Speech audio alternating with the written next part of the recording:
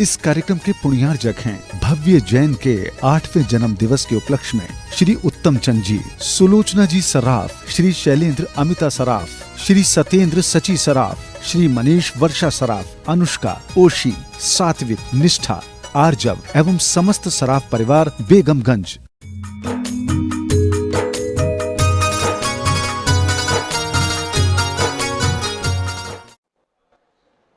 वर्षा योग चातुर्मास के रूप में प्रारंभ हो चुका है। ध्यान से सुनना क्या कह रहा हूं। वर्षा योग चातुर्मास के रूप में प्रारंभ हो चुका है। शुभ मुहूर्त में, शुभ बेला में शुभ कार्य का शुभारंभ कर दिया गया है। आपने 1 दिन, 2 दिन, 4 दिन के पर्व मनाए होंगे। अष्टानिक 8 दिन का पर्व मनाया, 10 लक्षण 10 दिन का मनाओगे। 16 कारण 16 दिन के रूप में 32 दिन तक, 1 महीने तक मनाओगे, लेकिन 3.5 महीने तक का कोई पर्व नहीं है सिवाय चातुर्मास के।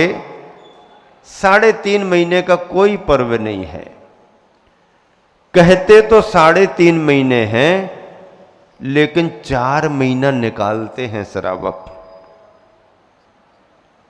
अष्टानिका से अष्टानिका 4 महीने हो जाते हैं। आषाढ़ शुक्ला चतुर्दशी से कार्तिक बदी अमावस 3.5 महीने होते हैं। मूल शास्त्रों में, मूल ग्रंथों में वर्षा योग 2 महीने का है, शीत योग 2 महीने का है, ग्रीष्म योग 2 महीने का है। ग्रंथों में मूल योग 2-2 महीने के हैं। 3 योगों का पालन करते हैं मुनिजन, 3 योग धारण करते हैं मुनि संघ। 2-2 महीने वर्षा, शीत और ग्रीष्म ऋतु की सहयोगी ऋतुएं हैं, जिनमें थोड़ा मौसम क्षम रहता है। वर्षा योग का ये संदर्भ है मध्य प्रदेश के रायसेन जिले के धर्मनगरी बेगमगंज का प्रसंग है। वैसे रायसेन जिले से जुड़ा हुआ विदिशा जिला भी है। विदिशा में अनेक चातुर्मास किए, शीत ग्रीष्म काल किया। पिछले बरस गुरुवर आचार्य के आशीर्वाद से शीतल धाम विदिशा में लंबा प्रवास चातुर्मास के साथ हुआ। अभी पिछले बरस का चातुर्मास रायसेन जिले के सिलवानी धर्मनगरी में हुआ, और इस वर्ष का चातुर्मास धर्मनगरी बेगमगंज में हो रहा है। मौसम बारिश करेगा, प्रकृति से पानी की बरसात होगी, प्रकृति पानी की वर्षा करेगी और मुनिजन जिनवानी की वर्षा करेंगे। बाहर से भी आप भीगेंगे और अंदर से भी आप भीगेंगे। बाहर की बारिश बाहर को भिगोती है, तन का संताप दूर करती है, लेकिन ज्ञान की बरसात अंदर से भिगोती है और मन का संताप दूर करती है। मन का संताप दूर करती है। बाहर का जल बाहर की शुद्धि करता है, लेकिन ज्ञान का अमृत अंतरात्मा की शुद्धि करता है। ऐसे इस वर्षा योग में आप सभी को जिनवानी का रसपान करना है। प्रातःकालीन ये धर्म सभा सार्वजनिक है, सभी के लिए है। आबाल वृद्धों के लिए है। और शास्त्रों में ये कहा गया है, ज्ञान और वैराग्य को पाने के लिए उम्र का कोई बंधन नहीं होता है। क्या? ज्ञान और वैराग्य पाने के लिए उम्र का कोई बंधन नहीं होता है। 8 वर्ष अंतर मुहूर्त में निर्ग्रंथ मुनि दीक्षा लेकर के रत्नत्रय का पालन करके कोई भव्यात्मा केवल ज्ञान पाके मोक्ष भी जा सकती है। 8 वर्ष अंतर मुहूर्त में। और यदि ये दुर्लभ योग नहीं बने तो नहीं बने, लाखों बरस भी निकल जाएं, करोड़ों बरस भी उम्र के निकल जाएं और ना बने तो योग ना बने। किसके लिए कब योग बन जाए इसका काल किसी का सुनिश्चित नहीं है। इसका कोई काल सुनिश्चित नहीं है। 8 वर्ष में कि 60 वर्ष में, बचपन में कि 55 में, कोई सुनिश्चित नहीं है। ज्ञान और वैराग्य कब किसे आ जाए कुछ पता नहीं। कौन सा निमित्त उसके उपादान को जगा दे। ढेर सारे निमित्त मिलने के बाद भी आदमी सोया रहता है, उसका उपादान सोया हुआ है। और जब उपादान सोया है तो ढेर सारे निमित्त मिलने के बावजूद भी उसका काम नहीं बनेगा। और जब उपादान जागने के करीब हो तो साधारण सा निमित्त भी भव्यात्मा को जगाने में कारण बन जाता है। उपादान सोया हुआ था तो भगवान आदिनाथ, भगवान का समोसरण भी मरीचि का कल्याण नहीं करा पाया। समोसरण मिल गया, आदिनाथ भगवान का समोसरण है। सामान्य केवली की बात नहीं कर रहे, रिद्धिधारी मुनियों की बात, सामान्य मुनियों की तो बात ही नहीं कर रहे। तीर्थंकर भगवान का समोसरण मिल गया। क्या मिल गया? क्या मिल गया बोलो? तीर्थंकर भगवान का समोसरण मिल गया। क्या कमी होगी वहां ज्ञान और वैराग्य को पाने में? सारे निमित्त धर्म के एक साथ मौजूद थे समोसरण में। लेकिन भरत चक्रवर्ती का पुत्र मरीचि जाग नहीं पाया, व्यर्थ के अहंकार में आ गया, अज्ञानता को बढ़ावा दे दिया। मैं भी कम थोड़ी हूं, क्या किसी तीर्थंकर के समोसरण में बैठना? इन्हीं ने तो बताया है कि तुम्हें भी तीर्थंकर बनना है, तो जब मुझे तीर्थंकर बनना ही है तो अब इनके समोसरण में बैठने की जरूरत नहीं। अब अपना समोसरण हम अलग लगाएंगे। अलग समोसरण भी लगते हैं, हाँ, सामूहिक समोसरण अलग होता है। सब जन बैठ जाते हैं, शांत भाव से आनंद लेते हैं, सब बैठते हैं, भगवान का समोसरण है। लेकिन किसी किसी के मन में ऐसा भी भाव आ सकता है, हम दूसरे के समोसरण में क्यों बैठे, हम तो अपना अलग समोसरण लगाएंगे। मरीचि निकल करके आ गया।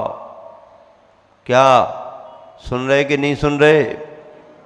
हाँ, सिद्ध चक्र विधान के सौधर्मेंद्र सुन रहे कि नहीं सुन रहे? सुनो, ध्यान से सुनो। मरीचि ये सोच करके निकल गया, मैं दूसरे के समोसरण में क्यों बैठूं, मैं स्वयं अपना समोसरण लगाऊंगा। और इस अहंकार के कारण, इस अज्ञानता में उसने अपना कितना काल बिता दिया।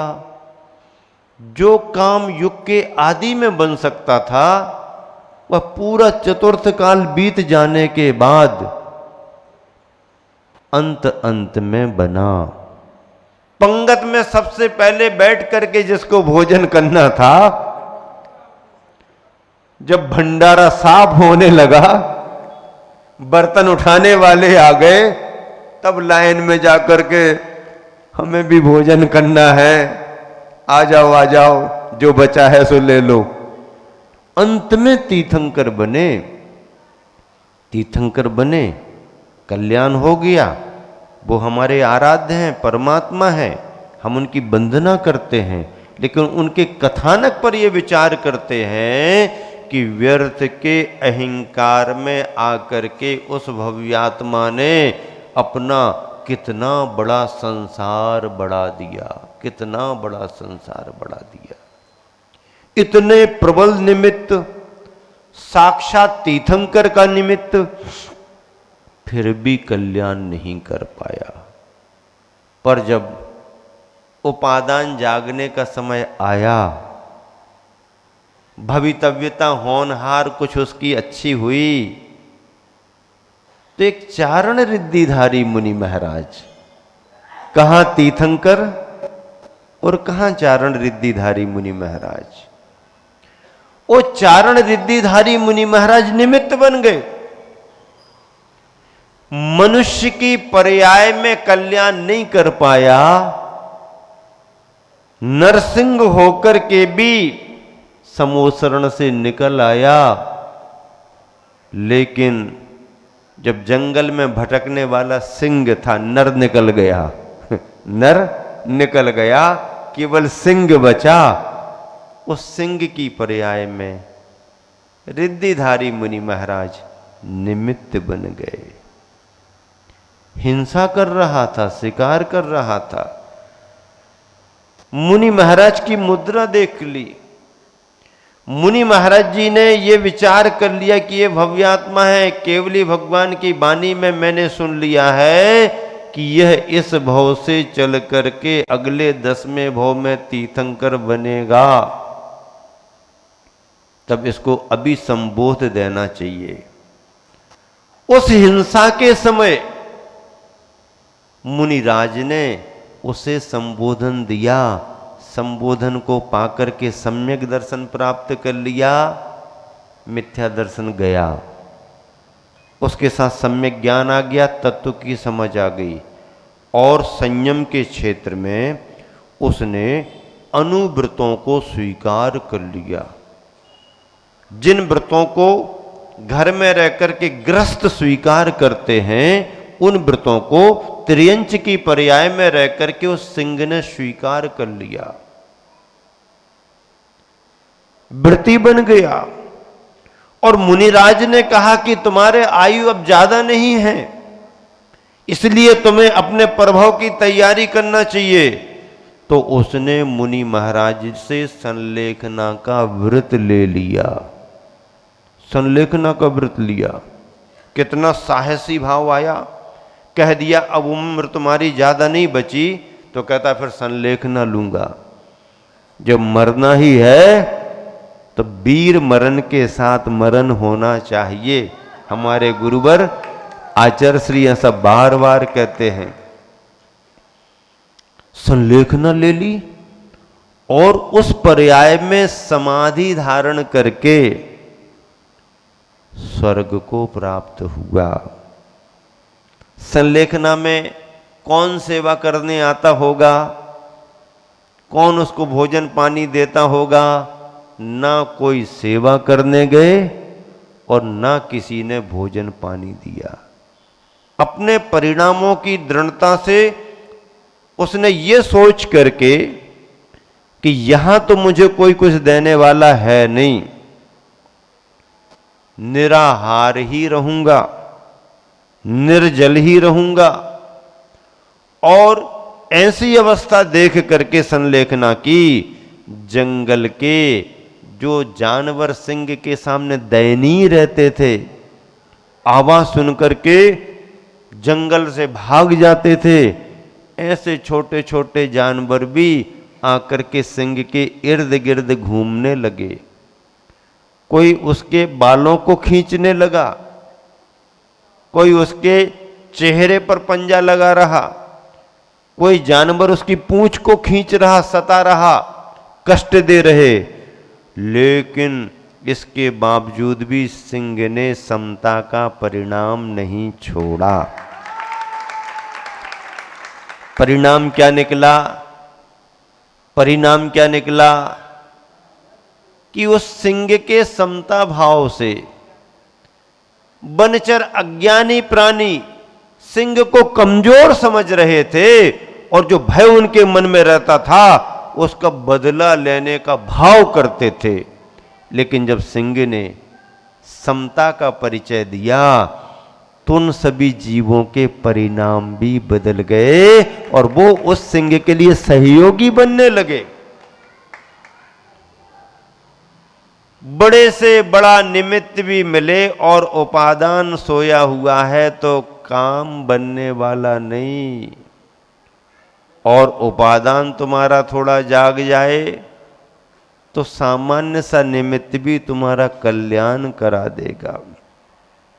इसलिए जागने की जरूरत है। क्या क्या जरूरत है? जागने की जरूरत है। मैदान छोड़कर भागने की जरूरत नहीं है। क्या क्या?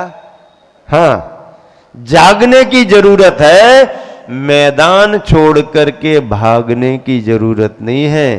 क्षत्रिय वो होता है या तो युद्ध के मैदान में जाता नहीं है, और युद्ध के मैदान में यदि चला जाए तो लौट करके फिर वापस या तो विजय पताका लेकर के आएगा, अन्यथा वहीं पर वह अपना जो भी होगा करता है, क्योंकि क्षत्रिय है। क्या है? क्षत्रिय है। और जब क्षत्रिय युद्ध के मैदान की ओर आगे बढ़ता है तो उसकी गृहिणियां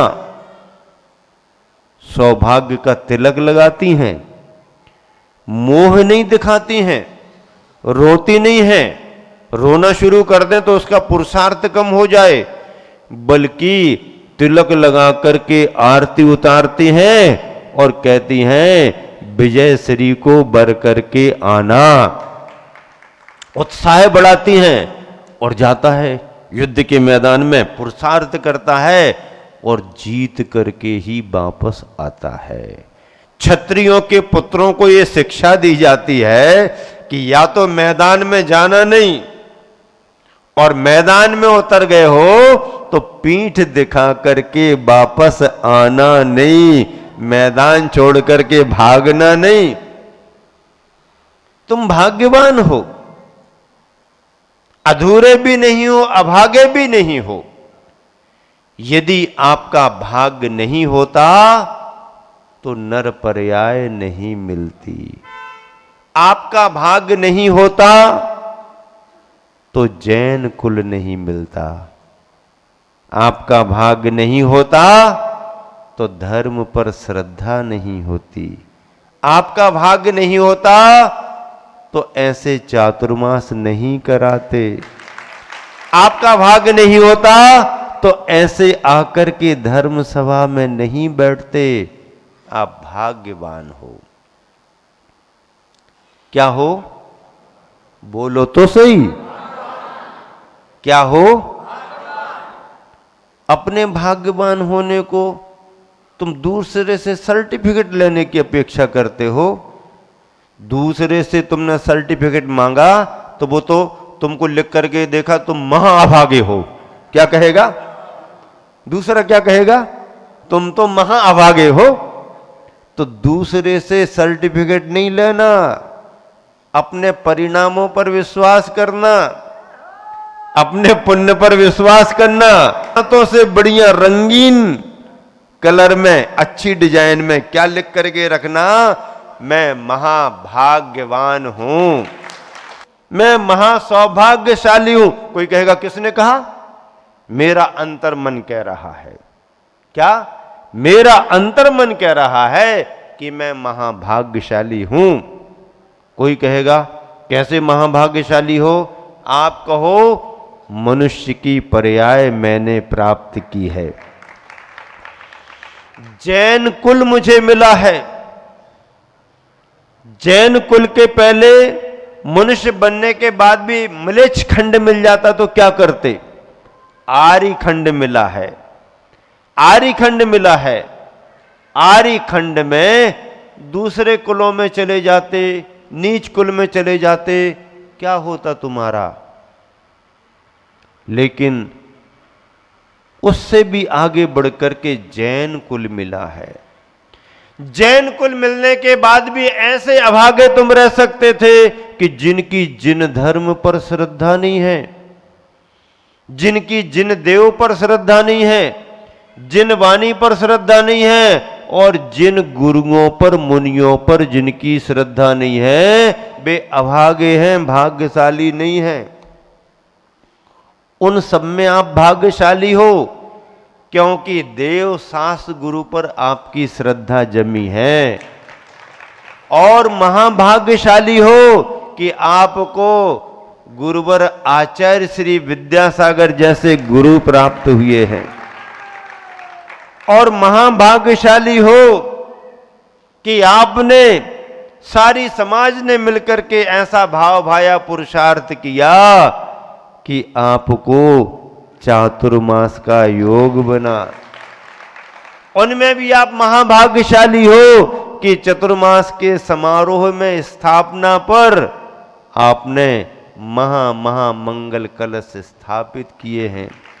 आप इसमें भाग्यशाली हो कि जिन महापात्रों ने कलशों की स्थापना की, लेकिन आपने उनकी अनुमोदना की है, आपने उनका उत्साह वर्धन किया है। और साथ में यह भावना भाई है कि इस बार चाह करके भी अवसर नहीं ले पाया, लेकिन चतुर्मास खाली नहीं जाने देंगे, कुछ ना कुछ लाभ अवश्य लेंगे, कुछ ना कुछ लाभ अवश्य लेंगे। ये भावना भी आपने भाली तो आप महाभाग्यशाली हो। सर्टिफिकेट आप अपना बना लेना, अपनी मन मुताबिक डिजाइन बना करके रख लेना। कोई पूछे किसने दिया है, कहना हमारे भाग्य ने, हमारे परिणामों ने यह सर्टिफिकेट दिया है कि मैं महाभाग्यशाली हूं। तुम अधूरे नहीं, तुम अभागे नहीं। क्या? तुम अधूरे नहीं, तुम अभागे नहीं। बात इतनी ही मात्र, आप जागे नहीं, आप जागे नहीं हो, सो रहे हो। तुम अधूरे नहीं, तुम अभागे नहीं। बात इतनी ही मात्र, आप जागे नहीं। जो जग गया सो उसका भाग्य भी जाग जाता है, सोने वाले का भाग्य भी सो जाता है, और जागने वाले का भाग्य भी जाग जाता है। पुण्यवान कितना भी हो, यदि पुण्य के अनुसार पुरुषार्थ ना करे तो धीरे धीरे उसका भाग्य भी सोने लगता है। अंगार में कितनी भी तेजी क्यों ना हो, लेकिन अंगार का उपयोग करने वाला यदि थोड़ी सी लापरवाही करे तो धीरे धीरे धीरे धीरे अंगार पर क्या चढ़ जाती है? क्या चढ़ जाती है? क्या चढ़ जाती है? अब तुम्हारे गैस चूल्हे में तुम्हें क्या पता कि अंगार कैसा होता है? और कोयला कैसे धग धगाता है और कैसे उस पर राख जमती है, तुम्हें क्या पता? कोयला कितना भी तेज वाला क्यों ना हो अंगार के रूप में, लेकिन यदि संभाल करके नहीं रखा तो उस पर भी राख पड़ जाती है। और उस राख को यदि कोई हटा दे तो अंदर तो अंगारा धधक रहा है, धधक रहा है। कितना भी पुण्यात्मा क्यों ना हो, प्रमाद में, आलस में यदि वह पुरुषार्थहीनता करता है तो धीरे धीरे उसका भाग्य भी सोने लगता है। ढेर सारी परेशानियां उस पुण्यात्मा को भी आने लगती हैं। और कमजोर पुण्य वाला भी हो लेकिन पुरुषार्थ कर रहा है, लगे रहो मुन्ना भाई है?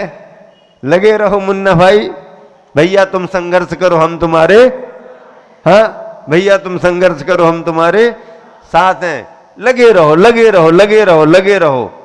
तो लगे रहने में कम पुण्य वाला भी रोज रोज मेहनत कर रहा, रोज रोज अच्छे काम कर रहा, रोज रोज पुरुषार्थ कर रहा, तो एक दिन कम पुण्य वाला भी महाभाग्यशाली हो जाता है। पुण्य कमजोर भले था लेकिन सोया नहीं, पुण्य कमजोर था लेकिन सोया नहीं, जागता रहा। बस जागने की जरूरत है और जगाने की जरूरत है। जागते रहो जगाते रहो। क्या? जागते रहो जगाते रहो, जागते रहो जगाते रहो। एक ही फार्मूले को लेकर के चलना है कि स्वयं जागते रहो और दूसरों को भी जगाते रहो।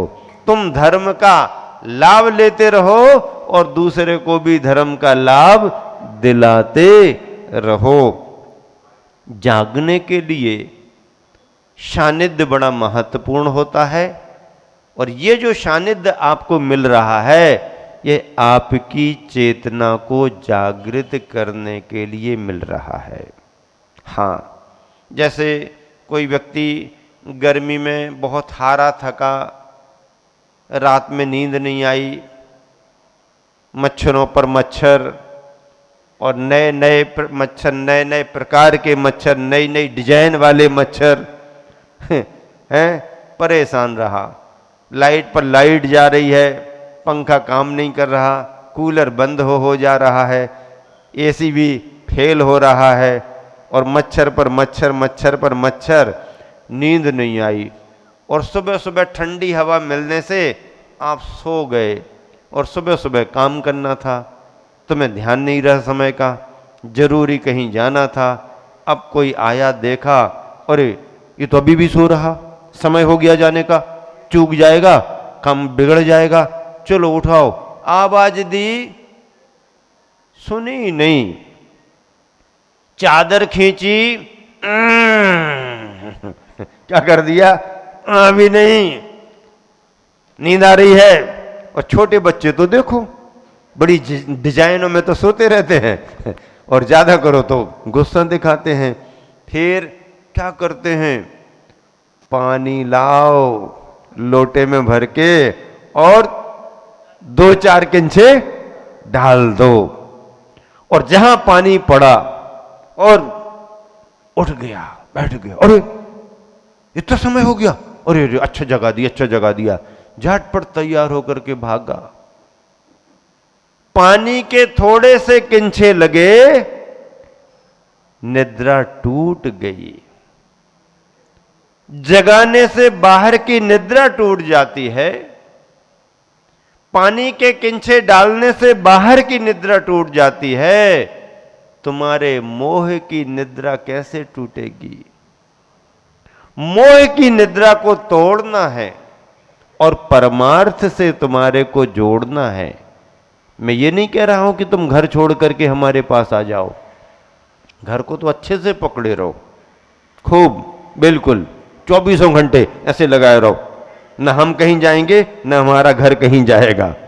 खीले लगा दो, ठोक दो, कोई उठा करके ना ले जाए। हाँ, आप अपने घर को पकड़े रहो, घर परिवार को मत छोड़ो, दुकान धंधा मत छोड़ो, खेती किसानी मत छोड़ो, व्यापार मत छोड़ो, आजीविका के जो तुम्हारे साधन है सब करो। तुम गृहस्थ हो, गृहस्थी के कर्तव्य होते हैं, सर्वथा त्यागी नहीं होता गृहस्थ, लेकिन त्यागियों के पीछे पीछे चलने वाला होता है, त्यागियों की बातों को सुनने वाला होता है, त्यागियों के चरण पकड़ करके काम करने वाला होता है। घर परिवार तुम्हारा ना छूटे ना छूटे, लेकिन गुरुओं के चरण पकड़ करके जरूर रखना, गुरुओं के चरण पकड़ करके रखना। कल्याण तुम्हारा घर गृहस्थी में भी होना शुरू हो जाएगा। घर में रह करके तुम सम्यक दर्शन, सम्यक ज्ञान को प्राप्त कर सकते हो। देश चारित्र के रूप में 5वें गुणस्थान में आप व्रती बन सकते हो, और घर में रह करके भी भावनाएं भाग करके सम्यक दर्शन की भूमिका में घर में रह करके भी तुम तीर्थंकर प्रकृति का बंध भी कर सकते हो। तीर्थंकर प्रकृति का बंध भी कर सकते हो घर में रह करके। तीर्थंकर बनने के लिए घर छोड़ना जरूरी ऐसा आचार्यों ने नहीं लिखा। हाँ, केवली स्रोत केवली का चरण सानिध्य मिल जाए और अंदर से 16 कारण भावना भाना शुरू कर दो तो घर में रहने वाला मुनि महाव्रती उनको तो होगा ही होगा, वो भावना भाएंगे तो। व्रतियों को तो होगा, बिना व्रतों को धारण किए भी चौथे गुणस्थान में रहने वाला सम्यक दृष्टि एक गृहस्थ परिवार को चलाता है, व्यापार धंधा करता है, समय समय पर लड़ाई झगड़ा भी करता रहता है, कंजूस प्रवृत्ति का भी हो, दान दातार भी हो, यदि सम्यक दर्शन की विशुद्धता बढ़ती जाए और परिणामों में निर्मलता आती जाए तो घर में रहने वाला व्यक्ति भी तीर्थंकर प्रकृति का बंध कर सकता है। आपके मुंह में पानी आ गया। महाराज जी ने ये बात बहुत अच्छी बताई, ना तो कुछ छुड़वाया, ना कुछ नियम दिलाया, ना व्रती बनाया, ना घर छुड़वाया, और महाराज जी ने तो स्पेशल और इतनी बड़ी बात कर दी कि घर में रह करके भी तुम तीर्थंकर बन सकते हो। लेकिन भैया, घर में रह करके भी तीर्थंकर बनने वाली भव्यात्मा सामान्य भव्यात्मा नहीं होती, उसके चेहरे की चमक बता देती है कि ये तीर्थंकर बनने वाला है। उसके चेहरे की चमक बता देती है कि ये तीर्थंकर बनने वाला है। बाकी तो फिर ठीक है, घर गृहस्थी में धर्म ध्यान होता ही रहता है। कई बार तो मुनियों को भी तीर्थंकर प्रकृति का बंध नहीं होता। हाँ, आसान बात नहीं है, परिणामों का खेल है। परिणाम यदि संभाल लिए तो घर में रहने वाला गृहस्थ भी तीर्थंकर प्रकृति का बंध कर ले, और उतनी विशुद्धि यदि उस क्षेत्र की नहीं आई तो मुनि महाराज बन के भी तीर्थंकर ना बन पाए। भले ही मुनि महाराज आत्म साधना करके शुद्धोपयोग से शुक्ल ध्यान के द्वारा घातिया कर्म नष्ट करके केवल ज्ञान पाके मोक्ष चले जाएं तो चले जाएं, लेकिन तीर्थंकर प्रकृति की क्वालिटी अलग है भैया। हाँ, जय हो। देखो आनंद के साथ, स्वर और लय ताल के साथ जय हो चलती है, उतार चढ़ाव के साथ। हाँ, उसमें भी एक सराबोर है, बहुत अच्छा। तो देखिए, तीर्थंकर प्रकृति की बात चल रही। घर परिवार में गृहस्थी में रहना भी धर्म ध्यान के लिए बहुत बड़ा माध्यम है। सारी जवाबदारियां निभाओ, लेकिन लक्ष्य एक बना करके रखो कि धर्म के कार्यों से दूर नहीं रहना, धर्म के कार्यों से वंचित नहीं होना। ऐसा लक्ष्य यदि बना करके रखा तो तुम्हारी चेतना जागृत होगी। बाहर की नींद को तो तुम्हारा अलार्म तोड़ सकता है, मशीन, घड़ी की। बाहर की नींद को तो तुम्हारे लिए जो जीव है, जिसे मुर्गा कहते हैं, बांग दे करके उठा देगा, कुकड़ू समय हो गया उठ जाओ। तुम्हारे परिवारीजन उठा सकते हैं। बाहर की नींद को तो कोई भी तोड़ सकता है, लेकिन मोह की निद्रा आसानी से नहीं टूटती है। उसके लिए तो गुरुवरों की जरूरत होती है, और ऐसे गुरुवर जो प्यार भी देते हैं, पुचकारते भी हैं, और समय आने पर हथौड़ा भी मारते हैं। समय आने पर हथौड़ा भी मारते हैं, अंदर हाथ पसार कर ऊपर मारे चोट। ऐसे संग का सानिध्य यदि मिल गया तो तुम्हारी मोह की निद्रा टूट जाएगी।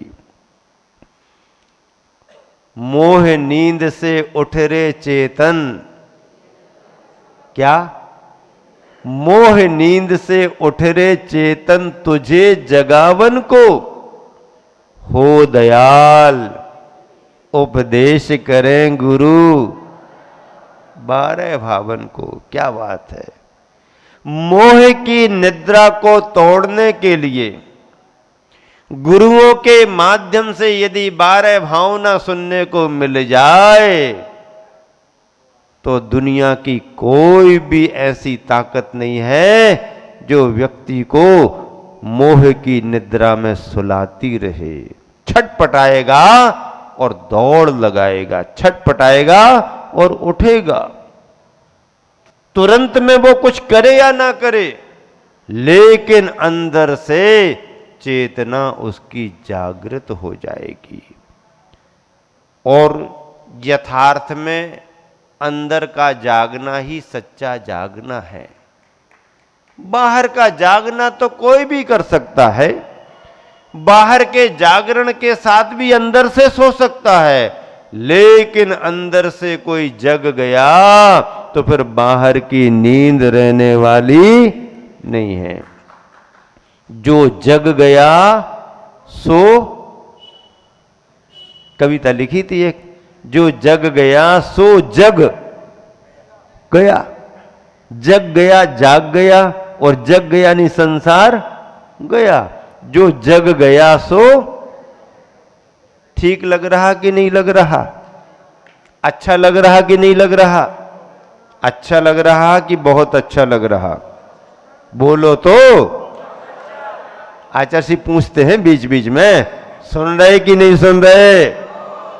बोलो तो, हाओ तो कहो। हाँ, कैसा लग रहा है? अच्छा लग रहा। अच्छा लग रहा कि बहुत अच्छा लग रहा? बहुत अच्छा बहुत अच्छा लग रहा कि बहुत ही अच्छा लग रहा? तो जोरदार तालियां बजाओ फिर।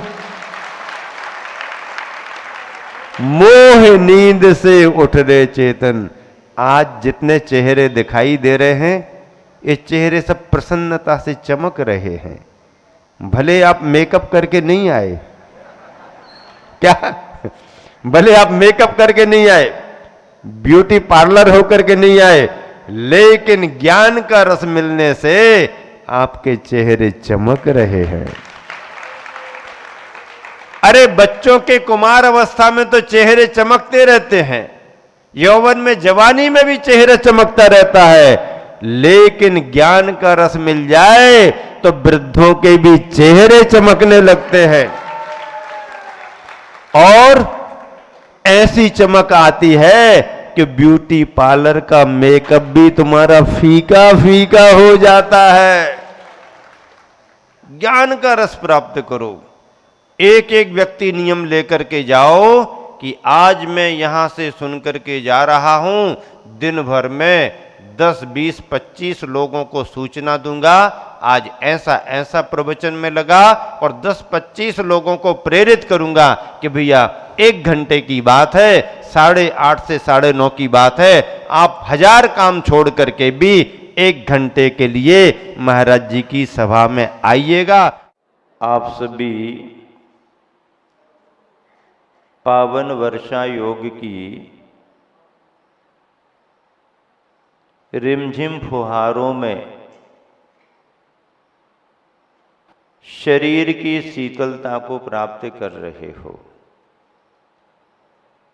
पर इस मौसम में जो आपको ज्ञानी गुरुवरों का सानिध्य प्राप्त हो गया है, उस सानिध्य में आप प्रातःकालीन बेला में ज्ञान भावना से ज्ञान की वर्षा का लाभ ले रहे हो। इस ज्ञान वर्षा से आपके मन को शीतलता मिलेगी, विचारों में ऊर्जा आएगी, जीवन स्फूर्त होगा, क्योंकि ज्ञान की खुराक शरीर की खुराक से भी ज्यादा असर करती है। विचार शून्य व्यक्ति दिन भर भोजन करने के बाद भी चेहरे पर प्रसन्नता नहीं ला पाता। और ज्ञानवान व्यक्ति ज्ञान की खुराक लेकर के उपवास करने के बावजूद भी चेहरे पर प्रसन्नता दर्शाता है। शरीर की खुराक अलग है, जो जन्म जन्म से करते आ रहे हैं, लेकिन चेतना को, आत्मा को खुराक देने का उपक्रम हमारा तुम्हारा अभी तक हुआ नहीं। एक बार अपनी आत्मा को अध्यात्म की खुराक दे करके देखो। भूखे प्यासे रह करके भी आप आनंद विभोर होगे, क्योंकि जिनके पास में ज्ञान के विचार आ जाते हैं वह व्यक्ति जंगल में भी आनंदित रहता है। उसे जरूरत नहीं है कि कोई उसके साथ हो। आपको बात करने के लिए व्यक्तियों की जरूरत होती है। ज्ञानी व्यक्ति व्यक्तियों के बिना भी पेड़ पौधों के साथ बात कर लेता है, प्रकृति से भी बात कर लेता है। उसे बात करने के लिए किसी व्यक्ति की जरूरत नहीं होती। आप भीड़ के बिना नहीं रह सकते हैं, लेकिन ज्ञानी एकांत में भी आनंद का एहसास करता है। अज्ञानी के लिए एकांत नरक के समान लगता है और ज्ञानी के लिए एकांत स्वर्ग के समान। स्वर्ग तो वैभव का प्रतीक है। ज्ञान के आनंद के लिए ज्ञानी को एकांत भी बहुत अच्छा लगता है। किसी एक विचारक ने लिखा कि मौन और एकांत व्यक्ति के परम मित्र हैं। क्या लिखा? मौन और एकांत व्यक्ति के परम मित्र हैं। मौन रहने में कभी तुम्हें घाटा नहीं लगेगा। एकांत में तुम्हारा कभी कोई बिगाड़ नहीं कर पाएगा। इसलिए मौन और एकांत व्यक्ति के परम मित्र माने गए हैं। लेकिन इसका अभ्यास होना चाहिए, इसकी साधना होना चाहिए। यदि अभ्यास और साधना नहीं है तो मौन में व्यक्ति को बड़ी आकुलता हो जाती है। एकांत में आदमी घबरा जाता है, ऐसा लगता है जैसे जेल में बंद कर दिया हो, क्योंकि उसके पास में तत्व की समझ नहीं है, तत्व का उसको ज्ञान नहीं है। जिस भव्यात्मा को तत्व का ज्ञान, तत्व की समझ आ गई, उसके लिए वन और भवन कोई फर्क नहीं पड़ता। कांटे हो या फूल, फर्क क्या पड़ता बोलो। ज्ञानी के लिए कह रहा हूं, कांटे हो या फूल, फर्क क्या पड़ता बोलो। कुटिया हो या महल, आंख भीतर की खोलो। कांटे हो या फूल, फर्क क्या पड़ता बोलो। कुटिया हो या महल, आंख भीतर की खोलो। माटी हो या स्वर्ण, जागना तो भीतर है। माटी हो या स्वर्ण, जागना तो भीतर है। जो भीतर से जगा, कौन उससे बढ़कर है। जो भीतर से जगा, कौन उससे बढ़कर है। ज्ञानी सोते हुए भी जागता रहता है, सोते समय भी जागता रहता है, और अज्ञानी जागते हुए भी सोता हुआ रहता है। जागो और अपने भाग्य को जगाओ। जो जागता है उसका भाग्य भी जाग जाता है, और जो सोता है सो उसका भाग्य भी सो जाता है।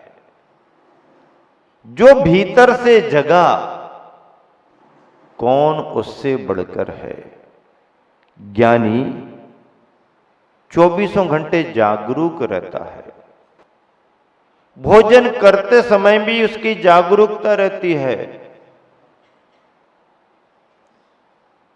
उपवास में भी उसकी जागरूकता रहती है, भीड़ भरे माहौल में भी वह आत्म केंद्रित रहता है, और एकांत में भी उसके मन में छटपटाहट नहीं आती है।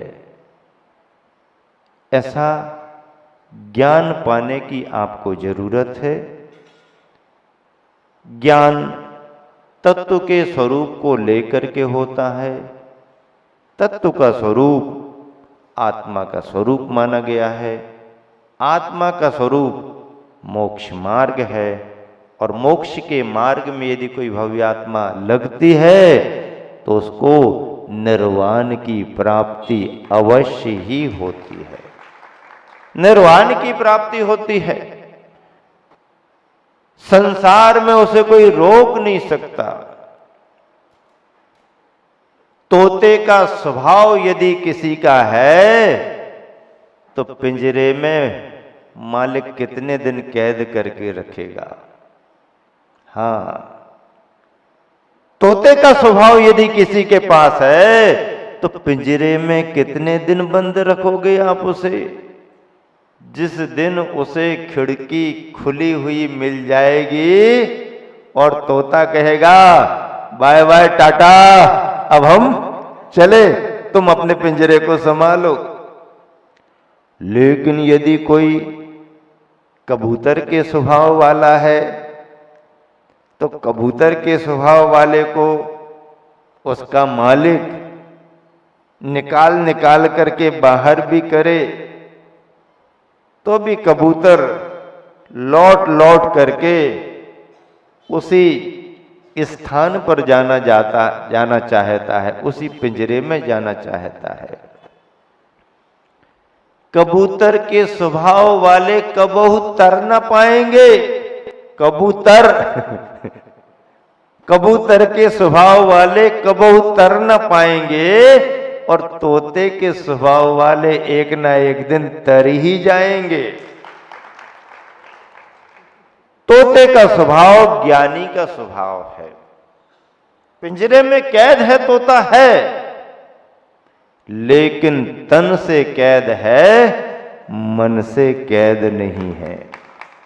आप संसार में बंधे हो, बंधे रहो, लेकिन तोते का स्वभाव यदि प्राप्त कर लोगे तो फिर आप तन से बंधे रहोगे, मन से नहीं बंधे रहोगे। मन से तो आप मुक्त माने जाओगे। और यदि कबूतर हो तो तन से तो बंधे ही हो। यदि कोई बंधन छोड़ाना भी चाहे, बंधन छूट भी रहा हो, छोर छुट्टी का भी समय आ रहा हो, तो भी मन तुम्हारा बंधा रहता है।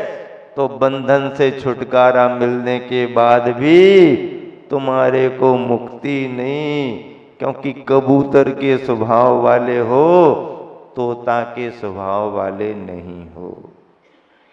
तोते का स्वभाव ज्ञानी का स्वभाव माना गया है। ऐसा ज्ञानी का स्वभाव तत्व की समझ के साथ आगे बढ़ता है। तत्व क्या है? तत्व रत्नत्रय में समाया हुआ है। तत्व क्या है? तत्व 12 भावना में समाया हुआ है। तत्व क्या है? तत्व 16 कारण भावनाओं में समाया हुआ है। 12 भावनाओं में तत्व समाया है। आज तक जिन्होंने सिद्धि यानी निर्वाण की प्राप्ति की है, बगैर 12 भावनाओं को पाए किसी ने मोक्ष प्राप्त ना किया है और ना आगे कर पाएगा। 12 भावनाओं को माता की उपमा दी गई है। 12 भावनाएं माता के समान है। जैसे माता अपने शिशु का पालन पोषण करती है, शिशु का संरक्षण करती है, शिशु को प्रसन्न रखती है, उसके हर सुख दुख पर ख्याल रखती है, ऐसी 12 भावना मोक्ष मार्गी साधकों के लिए माता के समान है। उपवास किया है तो 12 भावना साथ देंगी। आहार करने को गए हैं तो 12 भावना साथ देंगी। प्रवचन में भीड़ में बैठे हैं तो 12 भावना साथ देंगी। और अकेले जंगल में विराजमान है तो भी 12 भावना साथ देंगी। वन में है तो 12 भावना, और भवन में बैठे हैं तो भी 12 भावना, और आचार्य विद्यासागर सभागार संत भवन में बैठे हैं तो भी 12 भावना साथ देंगी। तो 12 भावना साथ देंगी। 12 भावना नित्य प्रति आत्मार्थी साधक के लिए सहयोगी बनती हैं। उसकी प्रत्येक क्रिया में 12 भावना साथ देती हैं।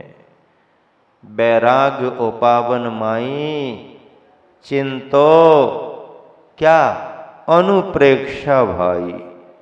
अनुप्रेक्षा विचार चिंतन को कहते हैं। अनुप्रेक्षा का अर्थ क्या होता है? मुहुर मुहुर चिंतनम इति अनुप्रेक्षा। तत्व का बार बार विचार करना। धर्म क्या है, अधर्म क्या है, पुण्य क्या है, पाप क्या है, शुभ क्या है, अशुभ क्या है, अच्छा क्या है, बुरा क्या है, भलाई किस में है, बुराई किस में है, हित किस में है, अहित किस में है, उपादेय क्या है, हे क्या है। ये जो विचार चलता रहता है और हित और अहित को जानकर के अहित से बचने का प्रयास करता है और हित में संलग्न होता है, इसका नाम है तत्व। मूल धर्म है हमारा। ऐसे तत्व को पकड़ने के लिए आप सबको तत्ववान गुरुओं को पहले पकड़ने की जरूरत है। तत्ववान गुरु के लिए यदि आपने पकड़ लिया तो देर सवेर आपको भी तत्व की प्राप्ति होगी। कल कहा था, मोह नींद से उठ रे चेतन। महाराज जी काहे के लिए आए? महाराज जी डंका बजाने के लिए आए। चाय का डंका नहीं, ज्ञान का डंका बजाने के लिए आए हैं। तुम्हारा चाय का डंका तो तुम्हारी दुकानों पर होगा, तुम्हारे घर में होगा। चाय का डंका तो तुम जिंदगी से बजा रहे, एक कप दे दो, आधा कप दे दो, एक कप दे दो, आधा कप दे दो। लेकिन यहां आओ, चतुर्मास में गुरुवर ज्ञान का डंका बजा रहे हैं और आप कहो एक कप दे दो, आधा कप दे दो, एक गिलास दे दो, 2 गिलास दे दो। ले जाओ भर भर करके। डंका बजाने आए हैं, चोट करने के लिए आए हैं तुम्हारे ऊपर, सहलाने के लिए नहीं आए, प्रशंसा करने के लिए नहीं आए। तुम्हारा अच्छा काम तुम्हारी प्रशंसा अपने आप करेगा। कहीं पर कोई फूल खिला हो और उसकी सुगंध को कोई रोक करके रख ले, किसकी हिम्मत है? नहीं, हम कपड़े से उसको पैक कर देंगे, प्लास्टिक पॉलीथिन पन्नी लगा देंगे। अरे कुछ भी लगाओ, यदि फूल में सुगंध है तो छेद करके भेद करके भी बाहर निकल आएगी। तुम्हारे में अच्छाइयां आएंगी, तुम्हारी प्रशंसा होगी। और यदि अच्छाइयों की कमी है तो महाराज जी उसको ढांकेंगे नहीं, उस पर चोट करेंगे। क्या करेंगे? संभल करके बैठना, ज्यादा जोर से लगने की संभावना हो तो हेलमेट पहन करके आ जाना। तो ध्यान से सुनना, मैं ये कह रहा हूं कि यदि ज्यादा चोट आपको लगने का एहसास हो रहा हो तो सुरक्षा के लिए अपने हेलमेट लगा करके आना। इस कार्यक्रम के पुण्यार्जक थे भव्य जैन के 8वें जन्म दिवस के उपलक्ष्य में श्री उत्तम चंद जी, सुलोचना जी सराफ, श्री शैलेंद्र अमिता सराफ, श्री सतेंद्र सची सराफ, श्री मनीष वर्षा सराफ, अनुष्का, ओशी, सात्विक, निष्ठा, आर्जव एवं समस्त सराफ परिवार बेगमगंज।